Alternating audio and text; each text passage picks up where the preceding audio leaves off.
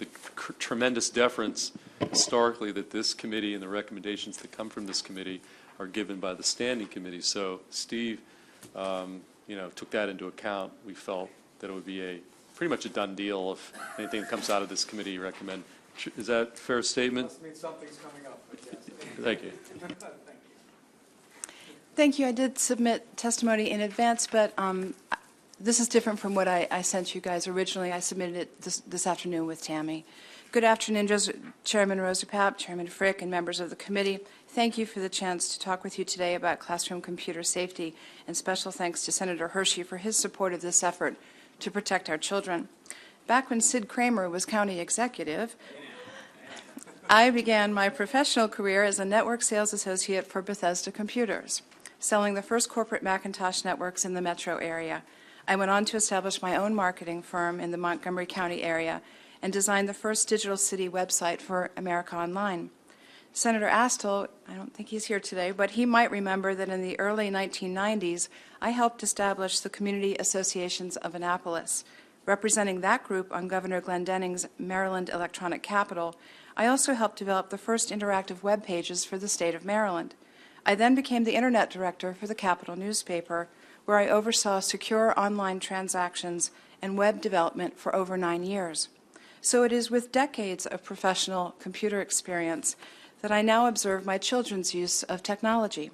And while I am the first to applaud the use of technology for academic pursuits, I am alarmed by the school's constant demand for more screen time in class and at home, when the associated health risks are so well documented. Those health risks begin with myopia. The kids are staring into monitors every day that are very close to their eyes, and as a result, the University of Southern California now reports that screen time has caused myopia to double in this country. The myopia epidemic needs to be addressed immediately to safeguard our children's distance vision and to protect them from the associated problems myopia brings, such as cataracts, retinal detachment, and glaucoma. Macular degeneration is another major concern. Prevent Blindness America and other experts have found that the ultraviolet blue light emitted by the screens is damaging our children's retinas. Researchers warn that the blue light is now putting our children at risk for early macular degeneration, which leads to blindness. Scientists also agree that the blue light from the digital devices mimics sunlight and interrupts sleep cycles by suppressing melatonin production. Without melatonin, children can't get the sleep they need. Exhausted kids are irritable, misbehave, and have trouble concentrating in class. Lack of sleep is also directly related to a compromised immune system, obesity, and diabetes. Psychological issues are now emerging. Experts such as Dr. Nicholas Kardaras, a nationally recognized author and addiction expert, have also found that depression, anxiety, isolation, and all manner of addiction, including gaming, pornography, and gambling, are now prevalent among children. Ergonomic guidelines are also needed to address issues such as lighting, glare, and proper posture. Classroom computer use has become a public health threat, but it can be remedied. DHMH needs to create uniform safety regulations for all Maryland classrooms. I hope that you will work to ensure that Maryland students master technology without being injured by it. I think you'll find support for this in your districts. Both the Parents Coalition of Montgomery County and the Status Baltimore County Public School blogs have featured my editorials and research on their websites. I also want to point out that today, if you go to CNN, you'll see 2 or 3 different articles that just came out from the Sleep Foundation and from Harvard University talking about blue light and sleeplessness, and the very same things that I've testified to today are being documented by the experts right now online. Thank you. Thank you very much. Questions? Senator. Thank you. It sounds like, from what I've read and what you said, that the 2 categories of risks that I'm hearing, there may be more, but the 2 categories are what people can access online and the way computers are illuminated. I don't understand what people can access online. Well, you referenced gambling and pornography and everything else. I mean, that's related to what you can get online. That's not related to the technology. That's related to content. Yeah. It's related to the addictions that are associated with Right. kids who are on screens all the time. No, I understand. But but there's different problems. I mean, or maybe they aren't different problems. I mean, they sound like different problems to me. It sounds like you could fix the light problem, but it still wouldn't solve the content problem. You could solve the content problem, it still wouldn't solve the light problem. Am I understanding that correctly? Sort of. The problem starts with close work. Okay, that's the primary problem. So the length of time that the kids are online at a fixed distance is actually problematic in and of itself. And frankly, to be honest, that would be true with anything, whether it were reading or knitting. But in school now, it's just like this. So that's the first problem, is myopia and the related risks of that. The second problem is the blue light. Any of us, when using a computer, blink 66% less often. We literally stare Okay. into these things. Okay. So the blue light Blue light's one emissions- issue, proximity's Myopia, issue, okay. blue light. And content. No, sir. Ergonomics is huge. Safety within the glare, the angle, and the fact that a lot of these kids are just hunched over all day long is the Okay. third biggest problem. Fair enough. Fourth is psychological. And the psychological issues have to do with addiction, isolation, and depression. And the addiction, particularly when they're stuck on the computers all day, they live there. And the communication, when they are not online, has begun to create enormous anxieties, especially among teenagers who feel that they're not in touch with the rest of the world. Okay. So you've identified several potential problems here. So I guess I have a couple of questions. One is, on the myopia issue and the ergonomic issue, that seems very much like reading a book. It seems like books have the same problem, newspapers have the same problem. Is that right or wrong? I'm not arguing that with you, but what's Okay. happening in schools, sir, is that there are no regulations to mitigate the amount of time that they have that kind of close No, work I all understand. day. I understand that, but in It schools, they is, generally are however- encouraging people to read more books. It is naive to compare computers to books. I will bring you all the studies you want. I'm just asking commonsensically. Myopia issue, I mean, I read a lot on paper, and I read a lot online, and Right. you're right, I look at it like this, but Right. I'm trying to understand if there's some special problem that computers are different than books, so you're trying to make the argument. What is that argument?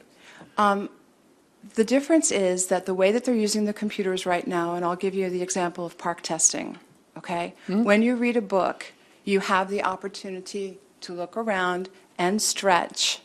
You have the opportunity to put the book down. You have the opportunity to shift your body. In fact, they found that myopia is mitigated when a child reads on his back and holds the book at this angle.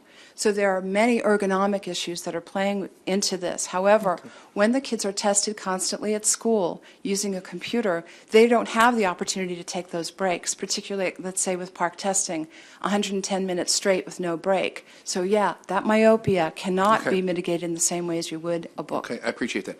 The second question is, it sounds like all the problems you're describing, if not equally problems for adults, are true for adults as well. It's actually very different for kids for a couple of different reasons. One is the pigmentation in your adult eye, in your macula, actually protects you from the blue light going all the way back. Your eye has developed such that it protects. A child's At about what age? adult, 18, 20. Okay, thank you. Secondly, at this stage of development, and it's in the documentation I've provided for you, the eye changes shape as we grow. Between the ages of 10 and 15, your eye flattens. So that, particularly in middle school, the children are already pre-exposed or predetermined for myopia. The third is that some of the mitigating factors for both myopia and developing properly as a kid is outdoor play, which we're also denying the kids right when they need recess the most. And scientists, particularly at University of Southern California, are not certain what that combination is, whether or not it's a combination of the outdoor play, the long-distance view, and the potential for positive blue light interaction from the sun. But outdoor play is particularly good for mitigating it at this age. Okay, great. Thank you very much. Thank you, Mr. Chairman. Other questions? Thank you, Mr. Chairman. Cindy, if we could just a little bit more about the legislation we had last year. Yes, sir. Just to make sure we can get that out to the rest of the committee members. we looked at setting some guidelines, and last year we had joint participation with the State Department of Education and MHDH as far as collaborating and trying to come up with some guidelines on where the health department would be able to come in and say, give some guidance to the Department of Education. Have you seen that? We talked about seeing that before. Explain what you've seen in other cases with that. What we are looking at legislatively is problematic in that the schools have traditionally been very protective of the classroom, let's say, than that they have wanted to determine what goes on in that classroom. In the packet that you've been provided today, I think it's on green paper. I tried to color code it for you so it would be easy to find. The DHMH Secretary Mitchell did write a letter outlining DHMH's position on this, and he does very well describe that the guidelines are needed and that there are none currently. It's important to note that OSHA has been regulating the exact same use of screens and computers since the 1990s, that the state of Maryland regulates it for daycare centers to make sure that daycare center operators are not sticking the kids in front of a TV or a screen all day. So we have two classes of individuals who are already protected from screen time, just not our kids. So legislatively, what I'm hoping to see is that, frankly, the Department of Health and Mental Hygiene does its job. These kids are facing an environmental health risk, and they have no protection. And it's at odds currently with the State Department of Education's curriculum, and there has to be a meeting of the minds so that our kids get the best of their education. They can master this technology, and I will be happy to, as I say, I have a technological background. My father was a subcontractor for NASA. My mother had the first multiple listing system dedicated terminal in her house in 1970. I am not opposed to technology at all, but what we have to do is make sure that these kids know how to do it safely and that the state protects them in that effort. Great, well done. Thank you. Thank you.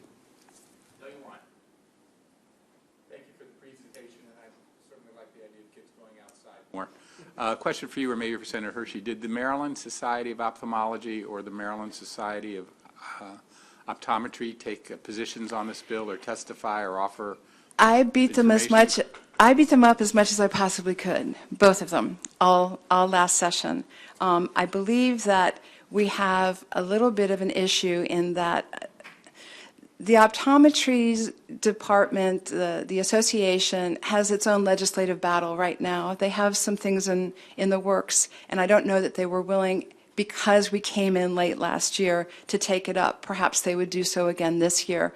In your packet again, I have quoted both the AOA as well as the optometrists. I saw that. I was just wondering if our state organizations, and we do have some, Wilmer Eye Clinic at Hopkins.